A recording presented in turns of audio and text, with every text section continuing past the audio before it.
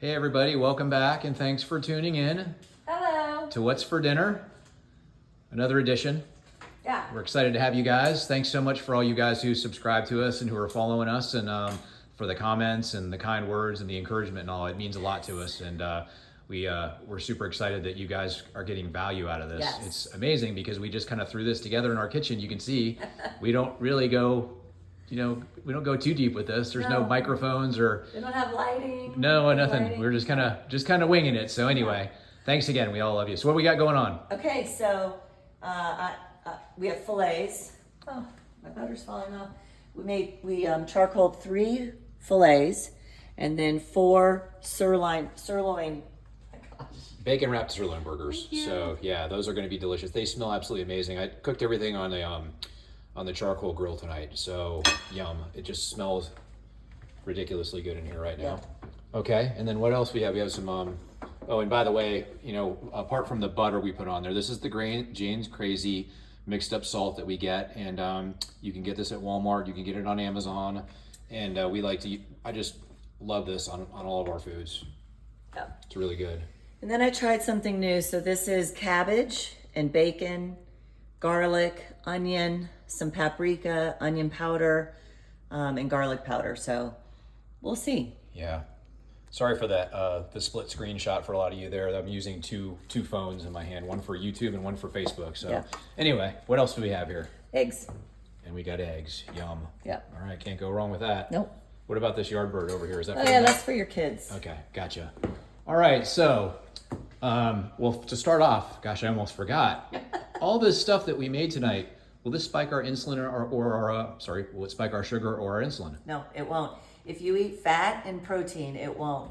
What happens is when you activate insulin is in response to any sugar, whether it's good sugar, natural sugar, complex carbohydrates, your body responds to insulin. Insulin directs fat storage. So if your insulin is high, like if you added rolls to this or rice or something like that, then all this fat is going to get stored as fat, and then your insulin's going to spike. Because of that, you get fat storage. And don't forget, carbohydrates are sugar, and also fruits and things like that. So they have fructose in them, which is another form of sugar. Yeah. It's converted to glucose, and but in any case, it's still sugar. So even though you have organic fruit and whatnot, your pancreas doesn't know the difference. So it cranks out insulin when you eat it. Yeah, he doesn't know you bought it twice the amount from Whole Foods or Mama Jean's here in town. Oh, the organic stuff. Your Wow. organic stuff, Yeah. Your pancreas doesn't know. Good stuff. All right. Yeah, go ahead. No, I was just going to say, so we've had some people reaching out to us and whatnot, messaging us and asking about they're struggling, like they're new to the journey, and they're having a really difficult time with the sugar side of things. And we get that. We're all addicts, and it's really hard. The sugar thing is hard to kick. I've said this before. Sugar is more addictive than cocaine and alcohol, and that's been proven in rat studies. So what say you, Teresa? Yeah, so remember that they make our foods now to be hyperpalatable. So they have the perfect amount of salt, sugar, and fat in those foods. So Yale has a top 10 of the most addictive foods. Pizza's on the top of it.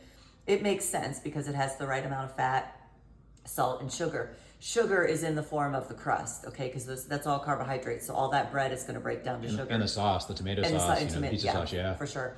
So you're up against big, deep pockets. So the food companies have researchers and developers there all the time.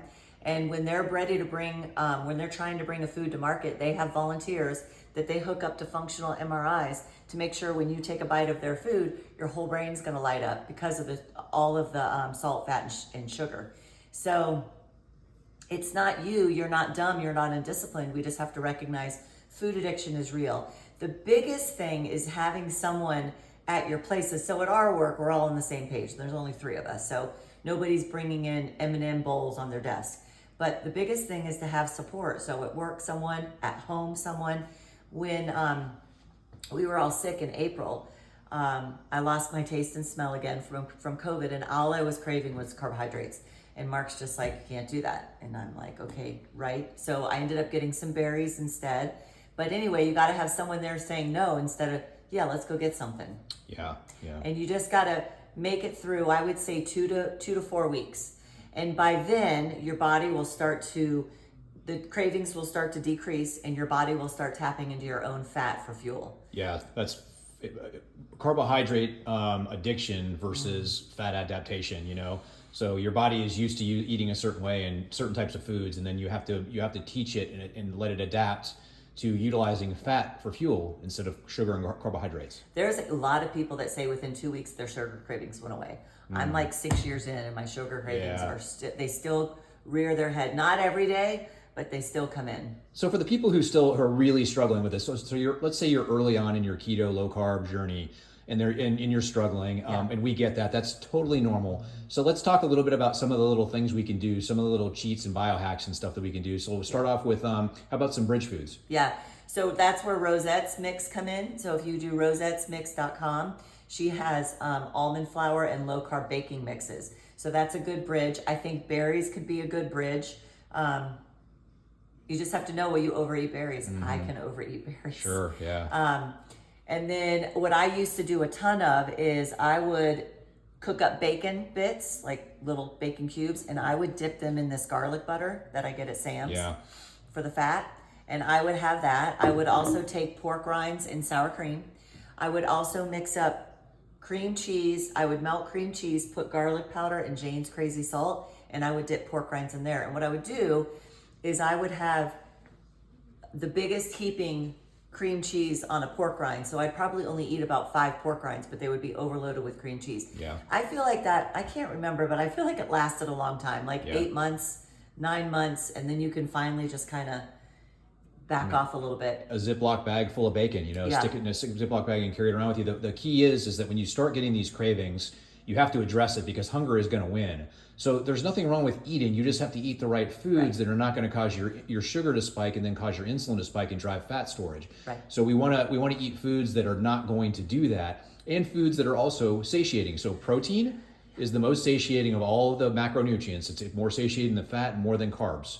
So protein is a great place to start. And then also eating a higher fat content, especially early on. Yes. You've got to teach your body to start using fat for fuel. So eating the higher fat content foods, and even some of the keto-fied stuff, like the bulletproof coffees and stuff. We're not big advocates of staying on that, but to use it as a bridge, that's perfectly fine. Yeah. Having butter or ghee in your coffee, heavy whipping cream in your coffee, to fill you up. Yeah, every year we go to a ladies' conference at church here, and they always have cute little bags with granola and peanuts and gummy bears and stuff like that, cookies, all that stuff. I bring bags of bacon, and I bring the egg yolks after I've cooked them, and I put like 2 in a Ziploc with bacon. And while everyone around me is eating their Sun Chips and their granola bars, I'm eating bacon and egg yolks. Yeah, or if you know you're going to go, oh, sorry. That's it. But I mean, if you know you're going to go out to eat, and you're going to go somewhere where you're going to be tempted to get all the appetizers and all the things that, where all the carbs sneak in on you, then another thing you can do is just preload. So maybe an hour or 2 hours before you go out to eat, have something that's satiating. We went out to a Christmas party, this is years back, and we went out to a Christmas party, and we knew there was going to be wine and all kinds of stuff that we were going to be tempted with. So maybe an hour or 2 hours before we went out to eat, we had a burger. We just ate one, each one of us ate one burger, and that we weren't stuffed, so we could still eat dinner, but at the same time, we weren't tempted. We didn't have appetizers. You're not starving. We didn't have wine, right? You're not sitting down at the restaurant going, oh, I'm famished. I got to eat now. Yep. So anyway.